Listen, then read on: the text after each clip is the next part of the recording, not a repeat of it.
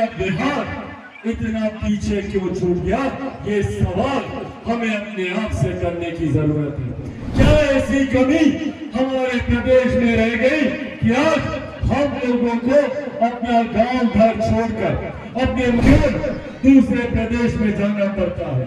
और तकलीफ इस बात की तब ज्यादा होती है कि जब हम लोग दूसरे राज्य में जाते हैं तो वहां पर हमें अपमानित किया जाता है, हम लोगों पर लाठी जलाई जाती है और तो और बिहारी शब्द तक को गाली बनाने का काम किया गया। आप सबके आशीर्वाद से, आज आप सबके प्यार से, जो लोग एक समय में सोचते थे या कहते थे कि लोक जनशक्ति पार्टी रामविलास का कोई भविष्य नहीं है, या जो लोग कहते थे कि ये चिराग बुझ गया है, आज आप लोगों के आशीर्वाद से पिछले लोकसभा के चुनाव में 7% हम लोगों ने परिणाम देने का काम किया। उसके लिए मैं बिहार की जनता का, आप सबका हृदय से आभार प्रकट करता हूं।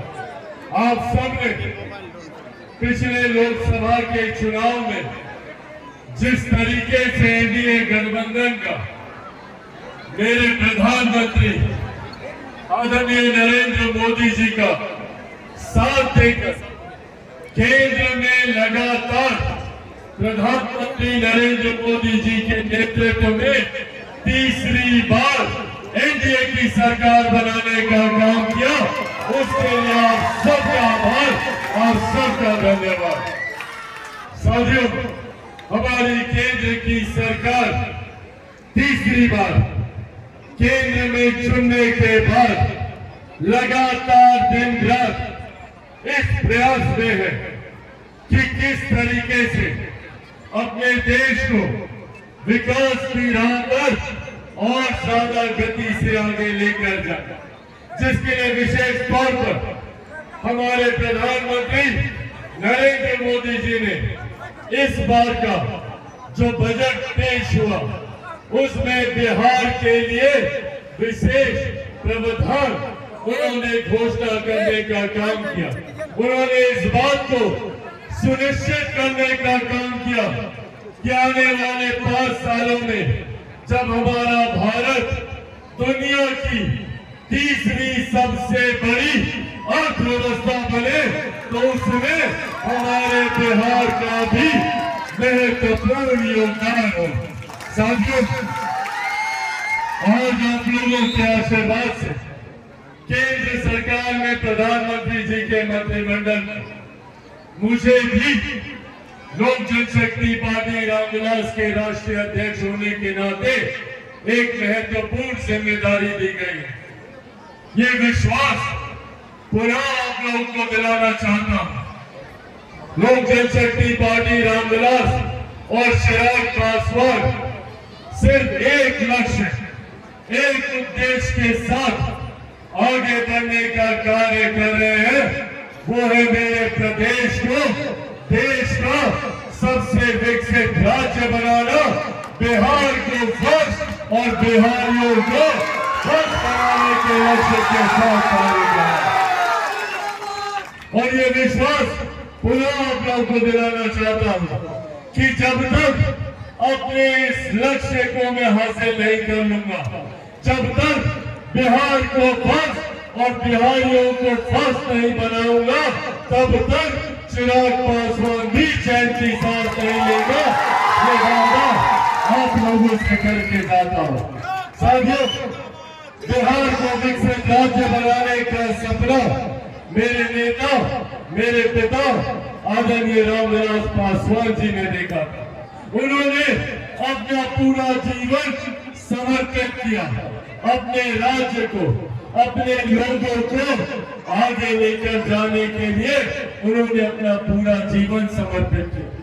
जिस विभाग की जिम्मेदारी मिली, उन्होंने सुनिश्चित किया कि उस विभाग के माध्यम से वो अपने राज्य को आगे लेकर जाए। अपने जीवन के अंतिम समय में भी जब संभवतः उनको इलाज की जरूरत थी, मेरे पिता को डॉक्टरों की जरूरत थी, उस वक्त भी उनको इस बात की चिंता थी कि हमारे देश के गरीब लोगों को अनाज कैसे मिलेगा।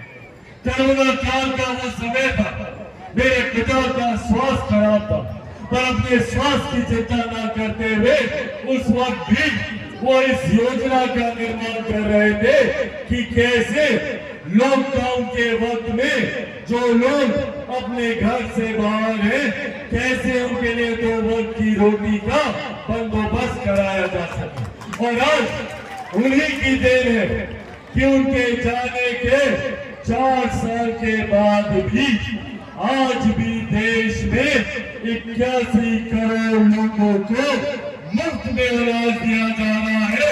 ये थे हमारे नेता मेरे पिता आदरणीय रामविलास पासवान जी की। लोगों के साथ की उम्मीद के साथ आज यहाँ आप लोगों के बीच आया। मैं जानता हूँ कि आप लोगों ने मेरा साथ उस विपरीत परिस्थिति में भी दिया था। मुझे याद है 2020 का बिहार विधानसभा का वो चुनाव, जब किसी कारणवश हम लोगों को अकेले चुनाव लड़ना पड़ा था। उस वक्त चुनाव के दौरान मेरे नेता मेरे पिता आदरणीय रामविलास पासवान जी का भी निधन हुआ था। उसके बावजूद, इन विपरीत परिस्थितियों के बावजूद मटिहानी की जनता ने पूरा प्यार, पूरा आशीर्वाद देने का काम किया। आप लोगों ने उस वक्त बिहार फर्स्ट, बिहारी फर्स्ट को अपना पूरा समर्थन देने का काम किया।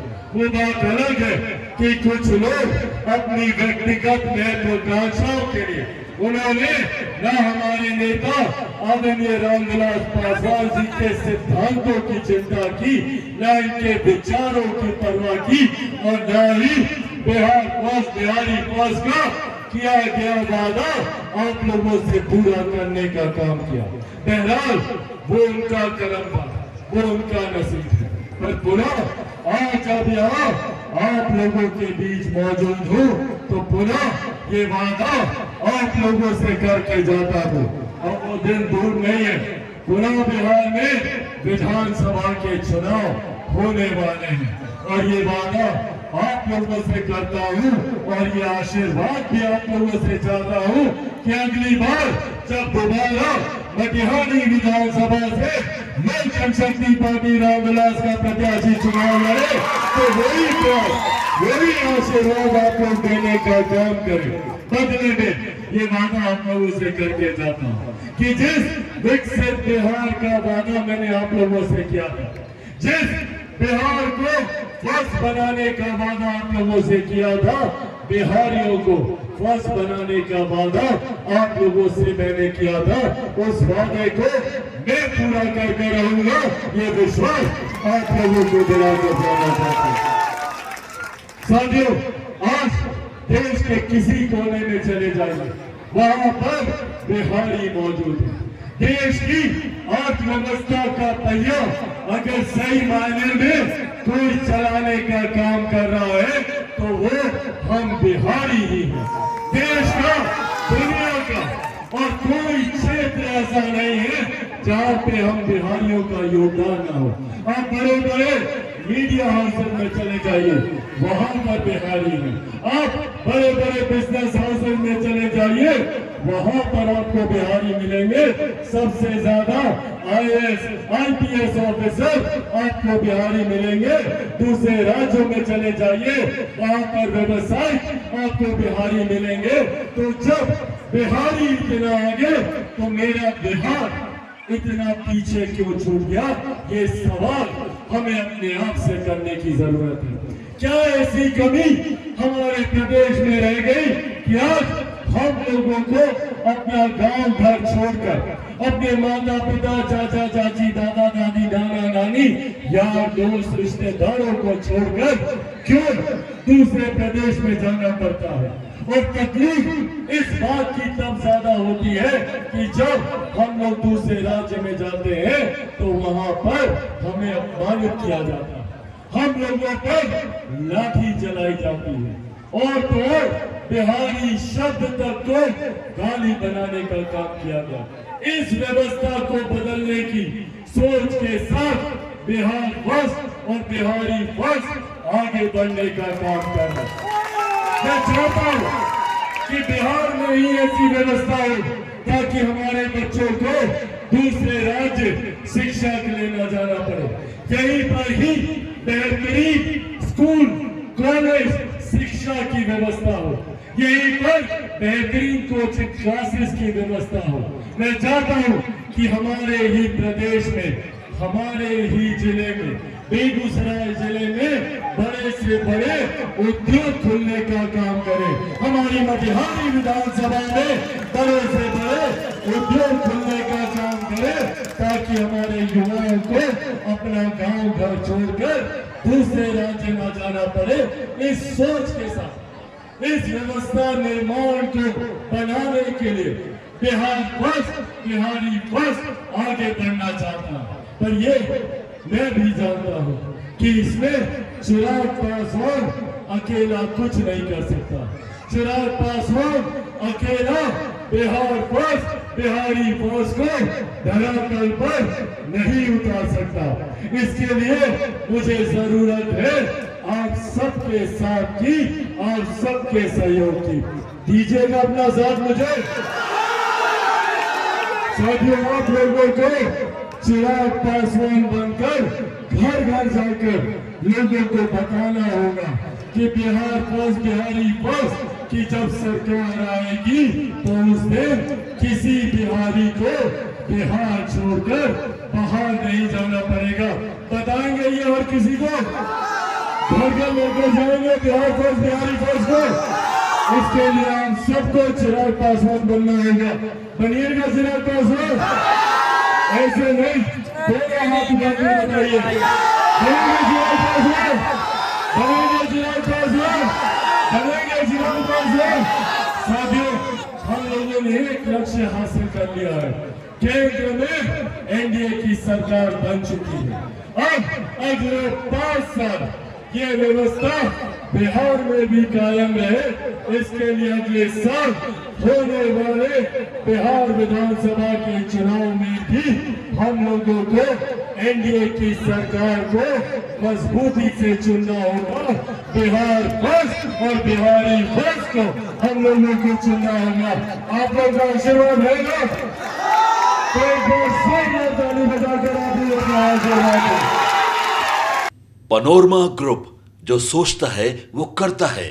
आपके अपने सपनों का आशियाना। ये लो मुंह मीठा करो, आज मैंने अपना जॉब छोड़ दिया। अब हम पूर्णिया वापस जाएंगे। जॉब छोड़ दिया है? मतलब ये घर कैसे चलेगा? हम करेंगे क्या? और माँ बाबूजी क्या बोलेंगे? इसलिए मैं एक और मिठाई का डब्बा लाया। अपने बिजनेस के लिए लोन अप्रूव हो गया। अरे लोन अप्रूव हो गया वो तो ठीक है, लेकिन पूर्णिया में हम रहेंगे कहाँ? अपना घर भी तो नहीं है वहाँ। इसलिए तो एक और मिठाई का डब्बा अलग से लाया हूं। हमने पूर्णिया में घर ले लिया है, पूर्णिया के ई होम्स पैनोरमा में। पूर्णिया में पैनोरमा ग्रुप लेकर आए हैं ई होम्स पैनोरमा। बड़ा घर, आलीशान जिंदगी और अत्याधुनिक सुविधाओं के संग। अरे अब क्यों मुंह मीठा करवा रही हो? क्योंकि हम घर वापसी जो कर रहे हैं।